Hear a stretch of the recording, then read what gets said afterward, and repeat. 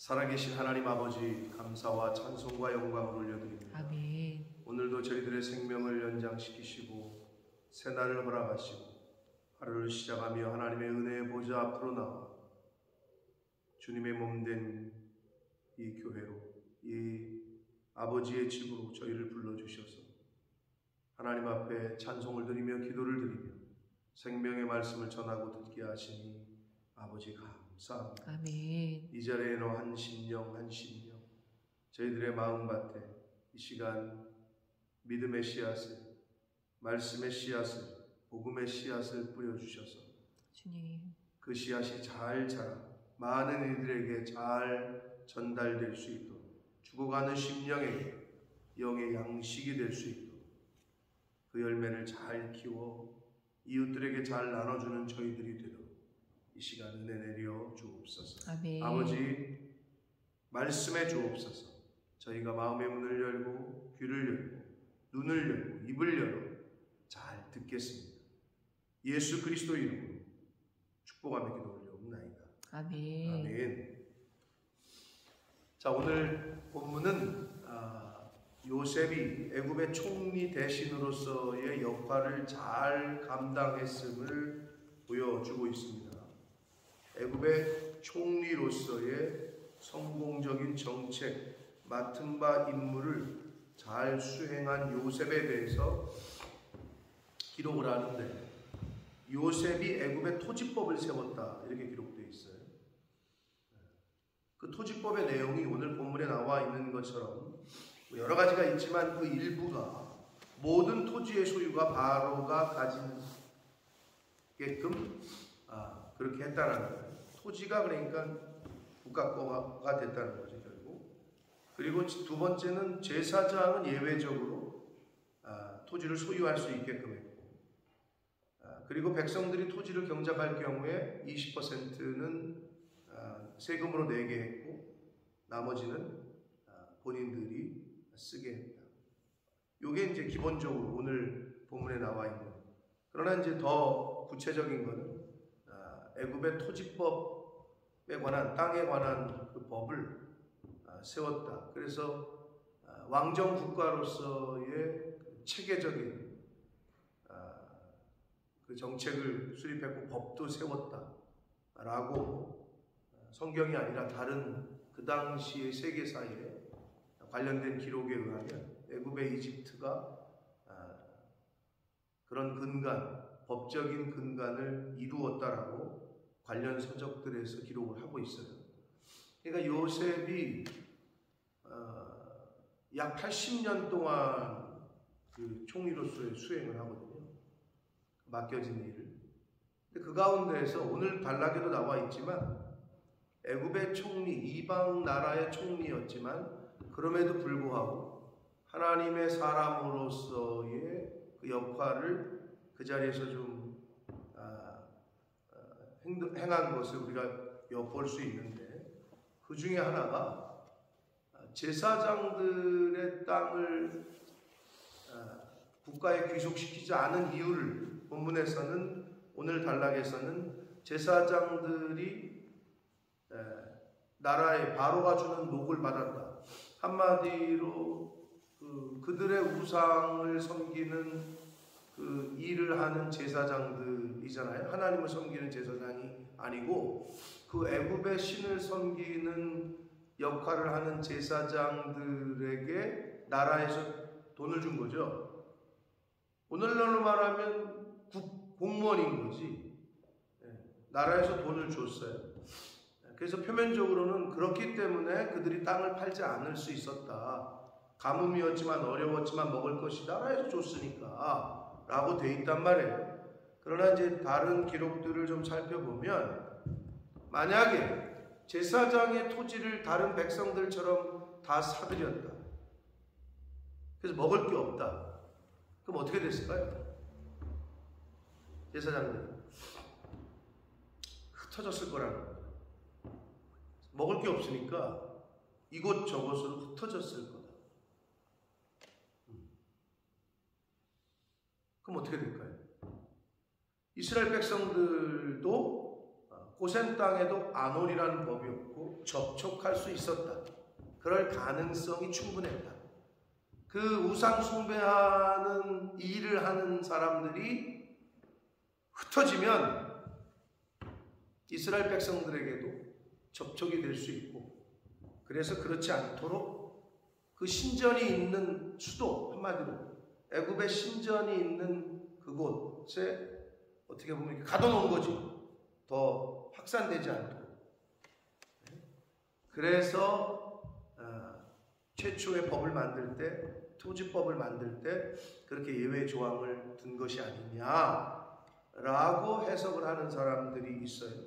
충분히 우리가 생각해 볼 수 있는 해석이고, 그렇습니다. 그러니까 요셉이 이들의 제사장들을 원래의 동선에서, 위치에서 흩어지지 않도록 하나님의 나라, 하나님의 사람들에게 전염이 되고 접촉하는 것을 막기 위해서 최초의 법을 만들 때 이렇게 한 것이 아니냐, 그런 해석들이 있어요.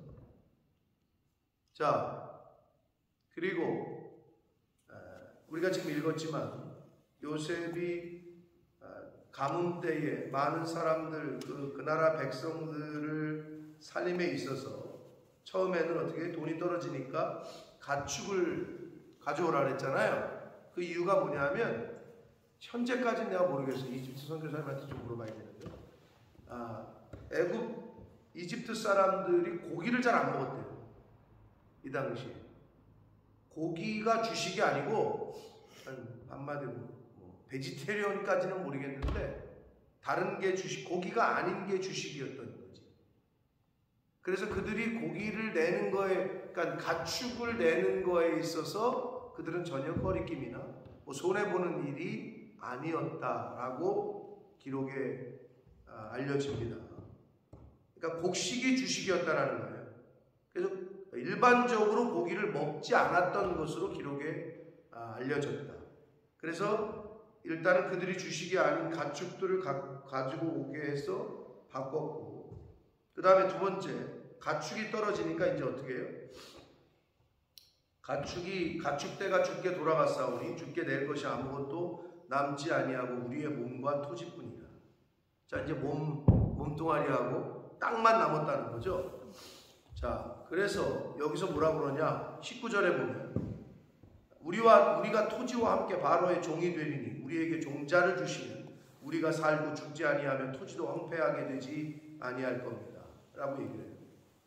그래서 토지를 다 사게 해서 바로의 소유가 되게 했다 라고 기록되어 있습니다. 자, 그래서 처음에는 가축, 다음에는 자신들, 그리고 땅까지 다 나라에 바친 꼴이 됐어요. 그런데 그들의 고백은 어떠냐? 25절, 그들이 이르되 주께서 우리를 살리셨사오니 우리가 주께, 여기서 주는 지금 요셉을 그렇게 칭하는 거예요. 그러니까 한글 성경에서 주라고 번역했으니까 우리가 예수님도 주라고 하니까 좀 여러분이 헷갈리실 수 있는데, 이 당시 주라는 표현은 자신의 생명 여탈권, 취하기도 하고 살릴 수도 있고 죽일 수도 있는 사람을, 그러니까 옛날에 우리 조선시대에도 주인이 종 하나 죽이는 거는 뭐 아무렇지도 않았단 말이에요. 옛날에 그것처럼 주라는 거는 자신의 생사를 결정할 수 있는 사람을 주라고 표현한단 말이에요. 그러니까 애굽의 총리 되시는 요셉이 그 정도의 위치였다는 거고 백성들이 그렇게 불렀다는 건데, 그런데 가축과 자신의 땅과 자신까지 다 바치게끔 한 이 정책을 수행했더니 이들이 주께서 우리를 살리셨사오니 우리가 주께 은혜를 입고 바로의 종이 되겠습니다 라고 이야기를 해요. 근데 이게 오늘 우리 본문 가운데 정해진 본문에서 요셉이 총리 대신으로서의 정책 수행하는 것을 우리에게 보여주고 있는데, 그럼 영적으로는 우리가 여기서 교훈받을 게 어떤 것이 있을까? 여러분, 사람이 왜 살아요? 그리고 왜 먹어요? 건강하게 죽지 않으려고 사는 거죠. 그렇잖아요. 이 생명을 유지하기 위해서 우리가 운동도 하고 먹는 거잖아요. 근데 여기서 이 고백이 주께서 우리를 살리셨사오니 우리가 주께 은혜를 입고 바로의 종이 됩니다. 가축도 땅도 자신들이 노예가 됐음에도 감사하는 발언을 한단 말이에요. 우리를 살리셨사오니 우리가 이제 바로의 종이 되겠다라고 고백을 합니다. 여러분, 저와 여러분의 성도의 자세는 어떠해야 됩니까? 하나님께서 예수 그리스도를 통해서 저와 여러분을 살리신 것을 믿습니까? 아멘. 우리가 영생하실 줄 믿습니까? 아멘. 죽음의 권세와 상관이 없다라고 지금 그렇게 하루하루를 살아가십니까? 그리고 하나님의 예수 그리스도의 종의 자세로 우리가 살아갈 때 이들이 지금 요셉에게 주께서 우리를 살리셨사오니 우리가 주께 은혜를 입고 바로의 종이 되겠습니다. 하나님께서 우리를 살리셨사오니 우리가 하나님의 은혜와 사랑을 십자가를 통한 은혜를 입었사오니 우리가 하나님의 종이 되겠습니다. 라는 고백이 저와 여러분의 하루하루의 이 살아가는 날 속에서 그런 고백이 저와 여러분의 고백이 되어야 될 줄 믿습니다. 아멘. 하나님이 살리셨죠. 그리고 살게 하시고 계시죠. 이들은 지금 어떤 의미에서는 다 빼앗긴 거다라고 생각할 수 있는 거잖아요. 가축도 다 바쳤고 그리고 땅과 몸도 이제는 자기들이 이제 다 드린 거나 마찬가지예요. 그런데 생명을 살리심을 감사하고 있잖아요. 주께서 우리를 살리셨고 주께 은혜를 입었으니 우리가 바로의 종이 되겠다. 과연 이러한 자세와 고백이 저와 여러분에게도 있느냐는 거지. 그리고 이 사람들, 이 애굽의 토지법은 몇 프로에 5분의 1이잖아요. 하나님께서는 성경에 어떻게 10분의 1을 바치라고, 그게 내 것이라 라고 표현을 하셨단 말이에요. 5분의 1이어도 내야지 우리가. 늘 말씀드리지만 10분의 1이 하나님 거라고 표현하고 있으니까 그러면 10분의 9는 내 거요? 그런 의미가 아니라고 제가 누누이 말씀드렸어요. 모든 것이 하나님께로 왔지만 그 은혜를 기억하고 잊지 않기 위해서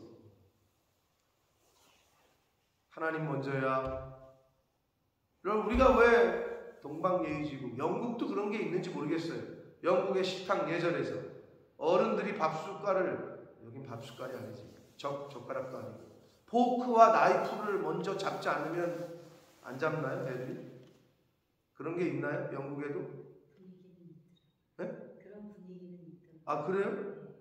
어른이 먼저 들지 않으면 애들도 안 먹는다? 영국 사람들도? 뭐 근데 그게 우리나라만큼 보편, 저는 그런 걸 잘 못 본 것 같은데, 물론 이제 아는 영국인이 별로 없으니까 그런 것들이 있는지 모르겠죠. 우리나라는 있었잖아요. 그게 왜? 그 존중과 존경과 우선순위의 가르침이잖아요. 신앙적으로 하나님이 먼저다, 교회가 먼저다 라는 가르침을 옛날 저 교회 다닐 때 어려서는 그것이 분명했다. 근데 흐려지고 있어요, 그게. 왜 아버지 우리는 맨날 팠지라고 그랬잖아요. 상처나는 거, 찌그러지는 거, 갖다 팔지도 못하고 그런 거, 약간 골문 거. 참외 농사를 지면 제일 좋고 제일 맛있는 거를 항상 목사님네 갖다 드리라고 했다. 누굴 통해서? 저를 통해서. 고구마가 수확이 되면 고구마도, 쌀이 수확이 되면 햅쌀이라고 그러잖아요. 햅쌀. 그럼 저는 어린 나이에 이걸 왜 꼭 갖다 드려야 되지? 그러니까 누가 가르쳐 준 것도 아닌데 그런 생각이, 그러니까 인간의 못된 성품이지. 아니 우리 할아버지도 있고 우리 할머니도 있는데 왜 젊은 목사님네를 맨날 이걸 갖다 주라고 그러지? 그 생각을 내가 왜 하고 있냐고. 갖다 드리라면 그냥 갖다 드리면 되지. 근데 그게 인간의 못된 성품이야. 그냥 아버지는 그런 거를 어려서 그냥 자연스럽게 저에게 훈련시켜 주신 거라고 생각을 해요. 근데 그게 아버지 입장에서는 목사님을 섬기는 것도 있지만 목사님이 곧 하나님의 대사니까 하나님에게 드리는 거라고 생각을 하셨겠지. 당연히. 그럼 인간이 그래? 좋을 때는 갖다 드리고 아버지가 좀 삐졌어, 싸웠어. 그러면 안 갖다 드리고? 아니 그렇게 되잖아요. 그럼 하나님을 섬기는 것도 똑같아요. 교회를 다니는 것도 똑같아요. 자기 기분에 좋으면 나오고 성질나면 안 나오고. 그건 뭐예요? 어린애지. 자기 기분에 엄마 아빠가 용돈을 주면 좋고 성질나면 인사도 안 하고 쳐다보지도 않고. 애들이나 그러는 거 아니에요? 근데 결혼 장가간 내 나이에 아버지한테 엄마한테 그래요? 근데 그래도 그러고 있다면 여러분 빨리 제 곁을 떠나야죠. 제가 만약에 그러고 살고 있다면. 말도 안 되는 거잖아요.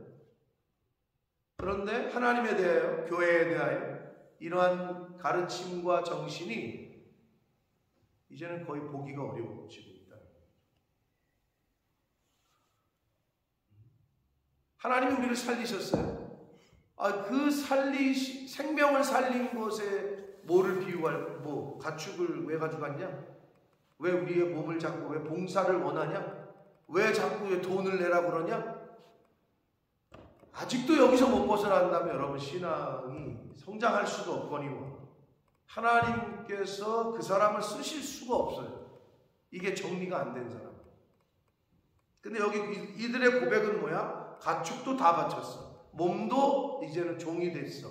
땅도 다 바쳤어. 그런데도 여기서 뭐래? 주께서 우리를 살리셨어. 그렇죠. 생명보다 중요한 게 있어요? 없잖아요. 우리에게 영생을 허락하셨어요. 예수 그리스도를 통해서. 그러면 그 은혜가 너무 크잖아요. 아니 죽어도 사는데 뭐가 걱정이에요?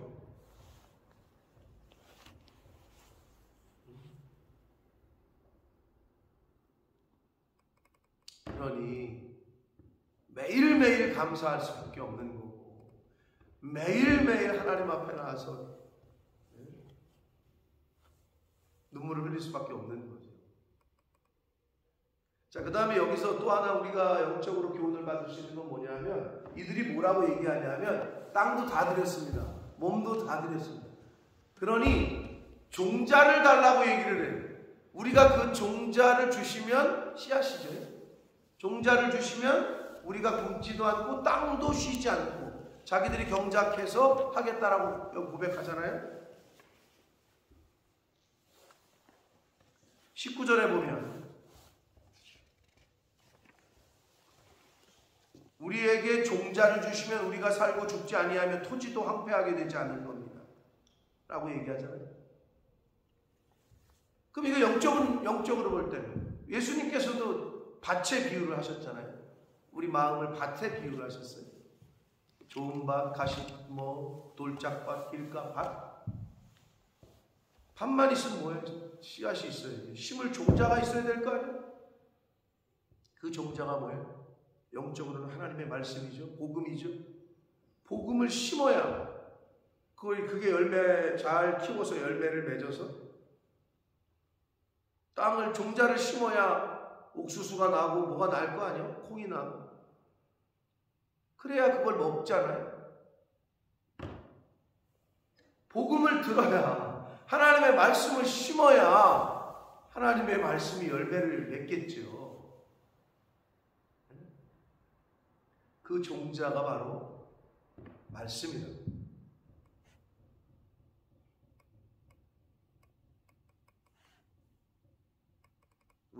우리 스스로는 말씀이 자라는 씨앗이 미랄이 잘 땅에 떨어져서 열매를 맺을 수 있도록 우리가 할 수 있는 것은 땅을 잘 기경하는 거죠. 내 마음밭을 준비하는 거죠. 이렇게 지금 오셨지만 어떤 사람은 마음의 밭을 잘 준비한 사람이 있고 어떤 사람은 그렇지 않은 밭이 있어요. 가시덤불 같은 밭. 조금만 가까이 가면 찔리고 아직도 돌밭처럼 그 길가밭처럼 딱딱하게 굳어있고 거기에 아무리 씨앗을 뿌리면 뭐해. 다 씨앗이 뿌리를 내리기는커녕 자랄 수도 없고 뿌리도 못 내리고 죽는 거 아니에요? 그게 비유 아니에요? 예수님의 비유? 그러니까 우리가 어떻게 해요? 우리가 그 마음밭을 잘 준비해야 돼요. 아무리 하나님께서 말씀의 씨앗을 주려고 해도 아무리 목사가 선포를 해도 들어가지 않아요.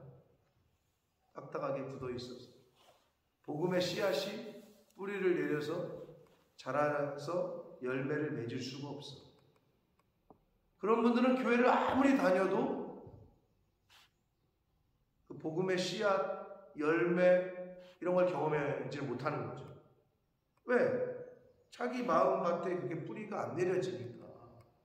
그러니까 자라지도 않고 열매는 구경도 못하고. 그 종자가 바로 하나님의 말씀입니다. 네. 그 말씀을 잘 들어서 여러분의 마음밭에 여러분의 심령에 잘 뿌리를 내려서 열매를 맺을 수 있도록 그게 우리의 신앙생활이에요. 우리의 신앙생활. 자, 우리가 오늘 단락에서 요셉이 애굽의 총리로서의 잘 정책을 수행했다라고 하는 측면에서의 표면적으로 드러나는 건 그거예요. 자, 그러나 오늘 본문 속에서 몇 가지 비유적으로 주신 말씀을 우리가 생각을 해봤습니다. 바라기는 처음에 말씀드린 대로 우린 죽어도 천국이요 살아서 믿는 자는 영원히 죽지 않는다. 그 예수님의 말씀을 믿고 아는 저와 여러분이 하나님이 우리를 살리셨는데 아니 생명보다 귀한 게 어디 있다고 뭐가 조금 저것하고 불평하고 뭐가 조금 그런다고 낙심하고 그걸 언제까지 할 거예요? 죽기 전까지? 이제는 그런 삶이 아니라 그냥 범사가 감사한 거고 항상 기쁜 거고. 눈을 뜨셨잖아요. 오늘 어제 간밤에 부르심을 받은 분들도 얼마나 많은지 몰라. 하루라는 시간을 더 주셨고 건강도 주셨고 일용할 양식도 주시고 그 은혜 가운데 감사와 기쁨으로 하루하루를 사는 저와 여러분들이 되시길 원합니다. 아멘. 그렇게 살리셨으니 그 은혜를 생각하고 하나님이 부르시는 그날까지 내가 어떻게 하나님을 기쁘시게 하고 어떻게 복음의 씨앗을 종자를 받아서 그걸 잘 기경해서 어떻게 열매를 맺어서 많은 사람들에게 전달을 할까? 그런 고민하시고 그렇게 살려고 하루하루를 힘쓰시고 살다 보면 나도 복이 되고 내 자녀들도 복이 되고 나에게 그러한 복음의 전달을 받은 이들에게도 아니 생명을 살려주는 것보다 더 귀한 게 어디 있어요?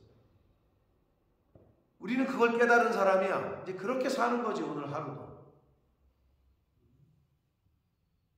그러한 은혜 가운데 감사와 기쁨 가운데 거하시는 오늘 한 날이 되시고 남은 인생이 되시기를 축복합니다. 아멘. 오늘도 저와 여러분을 하나님께서 살리셨고 살게 하시고 새날을 주셨습니다. 감사와 기쁨으로 주님의 종으로서의 하나님의 자녀로서의 오늘 한 날을 살아가는 저와 여러분이 되시기를 예수 그리스도 이름으로 축복합니다. 네. 살아계신 하나님 아버지, 감사와 찬송과 영광을 올려드립니다. 아버지 하나님, 하나님께서 요셉이라는 한 사람을 준비시키셔서 민족을 구원하고 영혼을 구원하는 일에 사용하셨습니다. 주님. 아버지, 사람이 한 번 죽는 것은 정해졌고 그 후에 심판받을 거다. 이제 하나님의 판단이 있을 거다라고 성경은 분명하게 우리에게 말씀합니다. 어느 때까지 언제 우리를 부르실지, 어느 때가 마지막인지 우리는 알 수 없으나 그렇기에 한 날 한 날을 우리가 더 살아갈 때마다 하루하루 더 감사하게 하시고 하루하루 더 기뻐하게 하시고, 왜? 하나님이 우리를 예수 그리스도를 통해서 구원하셨고 살리셨기 때문에 그 믿음을 가지고 한 날 한 날을 살아갈 때 하나님이 원하시고 기뻐하시는 하루하루의 삶을 살아가는 이 자리에 있는 하나님의 백성들이 되도록 주님 은혜 내려 주옵소서. 아멘. 죽음이라는 공포에, 환경이라는 그 요소를 통해 두려움을 주고 마음의 안식을, 평안을 갖게 하지 못하는 그러한 사단의 마귀의 유혹에 넘어가지 않게 하시고 믿음으로 또 이미 하나님께서 베풀어 주신 은혜를 저희가 받은 자 같게 감사와 기쁨과 평안이 넘친 그러한 오늘을 살게 하시고 하나님이 연장시키시는 그날까지, 생명을 허락하시는 그 순간까지 감사와 기쁨과 평안이 넘친 그러한 이 땅에서의 삶을 산 이 자리에 있는 또 이 말씀을 듣는 모든 성도들이 되도록 주님 은혜 내려 주옵소서. 아멘. 예수 그리스도 이름으로 축복하며 기도드립니다. 아멘.